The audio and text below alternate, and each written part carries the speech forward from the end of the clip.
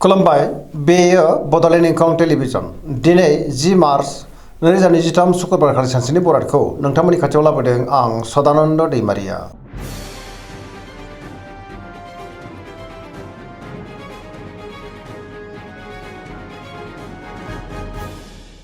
सिगां फरायनो लादों मेष राशि गिबि हांखो अ ल। दिनैनि साना बारा मोजां नङा, गोसोखौ दिनै जोबोर गलाय गुजाय मोनगोन, सोरजोंबा गाज्रि नोजोर होजानोबो हागौ, सांग्रां जानाया गाहाम, बयजोंबो गोरोबनो गोब्राब जागोन, मावनो लानाय खामानिखौ मावफुंनो हायोब्लाबो माबा नङा माबा मोनसे गोरोन्थिबो जालांनो हागौ, गोसोआ दिनै जोबोर गोनो गोथो जागोन, गोथों आरो गोग्गो साननो रोंनाय नङा, देहाया मोजाङै थागोन, अब्लाबो नाथाय जानाय लोंनायाव सांग्रां जानांगोन, रांखावरियाव मोजां, बेफार फालांगियावबो मोजां होनजायो, आयाबो दिनै बांनो हागौ, गुबुनजों मोजां सोमोन्दो लाखिनो गोब्राब जागोन, न'खराव दिनै अननानै फैगोन, बिमा बिफानि अननाय आरो बोरखौ नाथाय मोननोबो हागौ, गोसोनि बोलोआबो बांगोन, समाजाव बयजोंबो मान होजागोन, लाइमोनफ्रा दिनै जोबोर उरां फारां जागोन, गोसोआ दिनै जोबोर आला खाला जानो हागौ, गोसोनि साननायखौ फोरमायनोबो गोब्राब जागोन, नेगेटिभ एनार्जिनि गोहोम गोग्लैनो हागौ।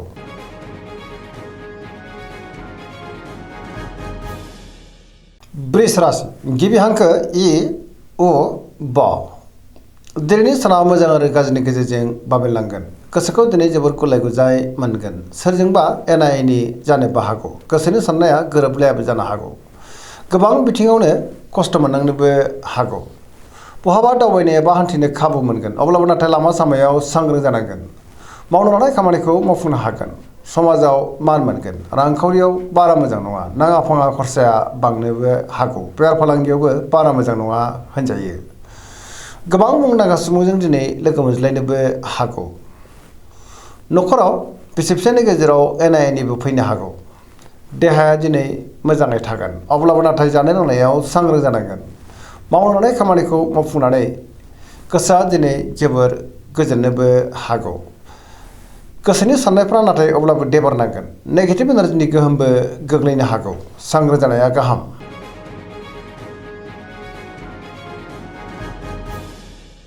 मिथुन राशि गिबि हांखो क स। दिनैनि साना जोबोर मोजां, पजिटिभ एनार्जिनि गोहोम गोग्लैगोन, मोनफ्रोमबो खामानिखौनो दिनै मोजाङैनो मावफुंलांनो हागोन, गियाननि आंखाल जानाय नङा, गोसोआ दिनै जोबोर खुसि जागोन, लाइमोनफ्रा जोबोर रमान्टिकबो जागोन आरो गावबा गावनि गोसोनि साननायखौ फोरमायलायनोबो हागोन, देहाया दिनै मोजाङै थागोन, रांखावरियाव मोजां, बेफार फालांगियावबो मोजां, आयाबो दिनै बांनो हागौ, न'खराव बिसि फिसायनि गेजेराव अनलायनाय फैगोन, बिदा फंबायनिफ्राय थोजासे हेफाजाबबो मोननो हागौ, गोसोनि बोलोआबो बांगोन, मावनो लानाय खामानिखौ थि समावनो आरो गोरलैयैनो मावफुंनो हागोन, सोरबा लोगोनिफ्राय मोजां खौरांबो फैनो हागौ, गोसोनि साननायफ्रा दिनै मोगथाङाव जाफुंगोन, गुबुनजों दिनै मोजां सोमोन्दो लाखिनोबो रोंगोन, बहाबा थाङोब्ला दिनै जोबोर मोजां आरो मोजाङैनो हान्थिनोबो हागोन, लाइमोनफ्रा दिनै जोबोर रमान्टिक जागोन आरो गावबा गावनि गोसोनि साननायखौ फोरमायलायनोबो हागोन।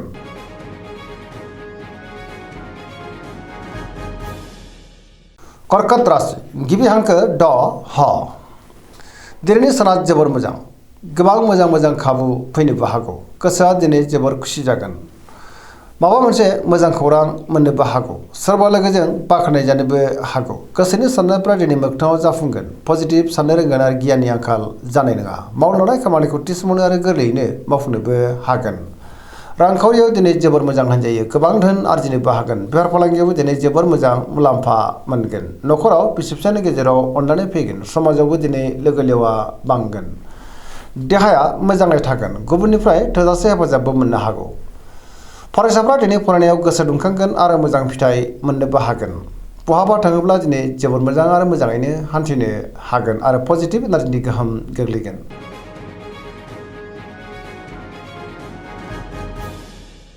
सिंह राशि गिबि हांखो म ट। दिनैनि साना जोबोर मोजां, गोसोआ दिनै जोबोर खुसि जागोन, पजिटिभ साननो रोंगोन आरो गियाननि आंखाल जानाय नङा, मावनो लानाय खामानिखौ थि समावनो मावफुंनो हागोन, सिगांनि बबेबा आद्रा खामानियाबो दिनै मावफुंजानो हागौ, सोरबा लोगोनिफ्राय मोजां खौरांबो मोननो हागौ, बहाबा दावबायनो एबा हान्थिनो खाबु मोनगोन आरो मोजाङैनो हान्थिनोबो हागोन, रांखावरियाव जोबोर मोजां, बेफार फालांगियावबो जोबोर मोजां मुलाम्फा मोनगोन, न'खराव दिनै बिसि फिसायनि गेजेराव अननानै फैगोन, सोरबा लोगोजों बाख्नाय जानो हागौ, समाजाव बयजोंबो मान होजागोन, गुबुननि गोसोखौ गोरलैयैनो बोनोबो हागोन, देहाया मोजाङै थागोन, अब्लाबो नाथाय जानाय लोंनायाव सांग्रां जानांगोन, गुबुननि थाखाय गोबां मोजां खामानि मावनानै होनोबो हागोन आरो पजिटिभ एनार्जिनि गोहोम गोग्लैगोन।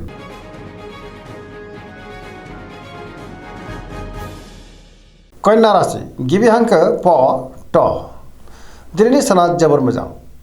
गुबुननि थाखाय गोबां मोजां खामानि मावनानै होनोबो हागोन। गोसोआव दिनै पजिटिभ साननाय फैगोन। गोथों आरो गोग्गो साननो रोंगोन। गियाननि आंखाल जानाय नङा। सोरबा लोगोजों बाख्नायजानोबो हागौ। रांखावरियाव दिनै जोबोर मोजां। बेफार फालांगियावबो जोबोर मोजां मुलाम्फा मोनगोन। देहाया मोजाङै थागोन। न'खरावबो अननानै फैगोन। गोबां खामानियाव दिनै मुखुब थागोन। सोरजोंबा बाख्नायजानो हागौ। गोसोआ दिनै जोबोर खुसि जागोन आरो पजिटिभ एनार्जिनि गोहोम गोग्लैनोबो हागौ। सेंग्रा सिख्लाफ्रा दिनै जोबोर रमान्टिक जागोन आरो गावबा गावनि गोसोनि साननायखौ फोरमायलायनोबो हागोन। धोरोमारि बिथिङावबो दिनै गोसो दुंखांनो हागौ।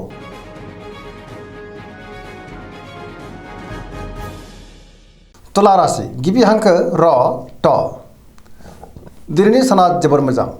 गोसोनि साननाया मोगथाङाव जाफुंगोन। गोसोखौ दिनै जोबोर गोजोननाय मोनगोन। मावनो हानाय खामानिखौ थि समावनो आरो गोरलैयैनो मावफुंनोबो हागोन। देहायाबो मोजाङै थागोन। बहाबा हान्थिनो एबा दावबायनो खाबु मोननो हागौ। रांखावरियाव दिनै जोबोर मोजां। गोबां धोन आरजिनो हागोन। बेफार फालांगियावबो जोबोर मोजां मुलाम्फा मोनगोन। सोरजोंबा बाख्नायजानोबो हागौ।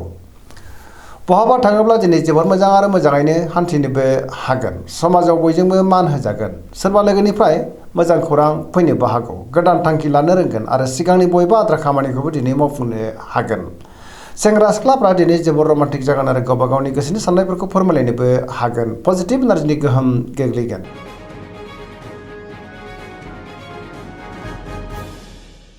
वृश्चिक राशि गिबि हांखो न स दिनैनि साना जोबोर मोजां। समाजाव लोगो लेवा बांगोन। गोबां मुंदांखा सुबुंजों लोगो मोनज्लायनोबो हागौ। पजिटिभ एनार्जिनि गोहोम गोग्लैगोन। बहाबा हान्थिनो एबा दावबायनो खाबु मोनगोन। सोरबा गोजाम लोगोजों बहाबा लोगो मोनज्लायनो हागौ आरो बहानिफ्रायबा मोजां खौरांबो मोननो हागौ। गोसोआव दिनै गोग्गो आरो गोथों साननाय फैगोन। मावनो लानाय खामानिखौ थि समावनो आरो गोरलैयैनो मावफुंनो हानानै गोसोआ दिनै जोबोर खुसि जागोन। गुबुननिफ्राय थोजासे हेफाजाबबो मोननो हागौ। गोसोनि साननायफ्रा दिनै मोगथाङाव जाफुंगोन आरो गोसोनि बोलोआबो बांनो हागौ। समाजाव बयजोंबो मान होजागोन। न'खराव बिसि फिसायनि गेजेराव अननानै फैगोन। रांखावरियाव मोजां।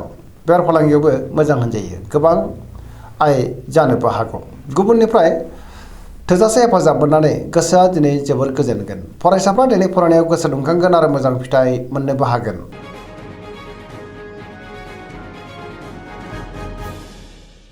धनु राशि गिबि हांखो ध फ भ दिनैनि साना जोबोर मोजां।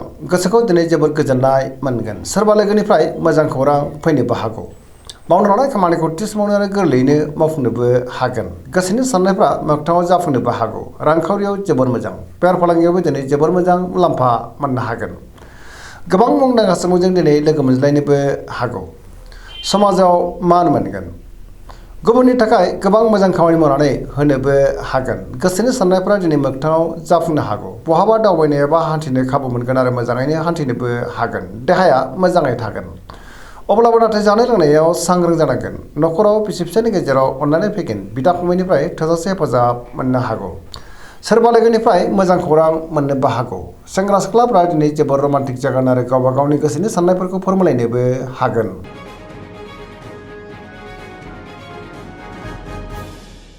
मकर राशि गिबि हांखो ख ज दिनैनि साना जोबोर मोजां।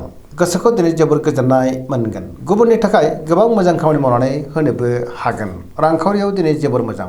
बेफार फालांगियावबो जोबोर मोजां मुलाम्फा मोननो हागोन। गुबुनजों मोजां सोमोन्दो लाखिनोबो रोंगोन। मावनो लानाय खामानिखौ थि समावनो आरो गोरलैयैनो मावफुंनो हानानै गोसोआ दिनै जोबोर खुसि जागोन। गुबुनजों मोजां सोमोन्दो लाखिनोबो रोंगोन। मोनफ्रोमबो खामानियावनो दिनै गोसो गुदुं जागोन। गोदान खामानियाव आखाइ होजेननोबो हागोन। न'खराव दिनै अननानै फैगोन। बिदा फंबायनिफ्राय थोजासे हेफाजाब मोनगोन आरो बिमा बिफानि अननाय आरो बोरखौ मोननो हागौ। लाइमोनफ्रा जोबोर रमान्टिक जागोन आरो गोसोनि साननायखौ फोरमायलायनोबो हागोन। पजिटिभ एनार्जिनि गोहोम गोग्लैगोन।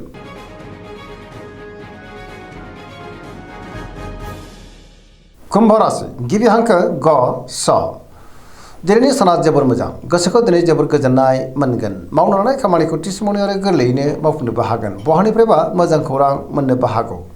समाजाव दिनै गोबां मान मोनगोन। गोबां मुंदांखा सुबुंजों लोगो मोनज्लायनोबो हागौ। न'खराव बिसि फिसायनि गेजेराव अननानै फैगोन। बिदा फंबायजों मोजां सोमोन्दो थागोन। रांखावरियाव मोजां। बेफार फालांगियावबो जोबोद मोजां मुलाम्फा मोनगोन आयाबो बांनो हागौ देहाया दिनै मोजाङैनो थागोन गुबुननिफ्राय थोजासे हेफाजाब मोनगोन बहाबा दावबायनो एबा हान्थिनो खाबु मोननो हागौ आरो मोजाङैनो हान्थिनोबो हागोन पजिटिभ एनार्जिनि गोहोम गोग्लैगोन सरासनस्रायै दिनै साना जोबोर मोजां आरो मोजाङैनो बारग'लांगोन